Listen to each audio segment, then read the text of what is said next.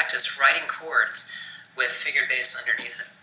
In this first example, we have a bass note of G, and underneath it is a 7, so that means we're writing a root position 7th chord.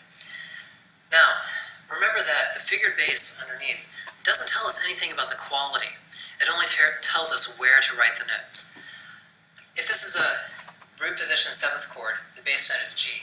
The notes we need are G, B, D, and F. So all we do is simply write those notes above B, D, and F. And we've just created what turns out to be a G dominant 7th chord. Now it gets a little bit harder because now we're dealing with inversions. We've got a bass note of E, and it's telling us that this is a 7th chord in first inversion. So first we want to identify the root. To do that, go down a third and put a little X there. That's going to tell us what the root is. Once we know the root, then it gets a lot easier. The notes we need are C, E, G, and B. And we simply write those notes above. So here's G, there's B, and then I'll make a little room here, and we can put a C there. And we've just written a 7th chord in first inversion. This is telling us to write a 7th chord in second inversion. So same idea.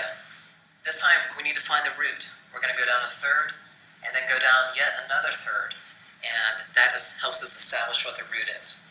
The root is F, so the notes we need are F, A, C, E. Again, simply write the notes you need above.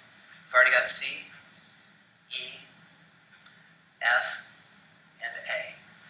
And there's our 7th chord that's in second inversion. And then finally, we've got a 7th chord in third inversion. Now, this one's actually a little bit easier because to find the root, you actually go up a second, and that's going to tell us what the root is. The root in this case is A. We've got A, C, E, and G.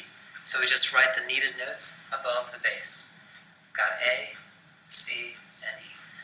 And we've just created a 7th chord that's in third inversion. Now, it of course gets a little bit harder because we also have accidentals with the figured bass. So do a little practice with this, and again, if you need to go back and review anything that we've done in the past, I certainly encourage you to go back and review those chapters. Alright?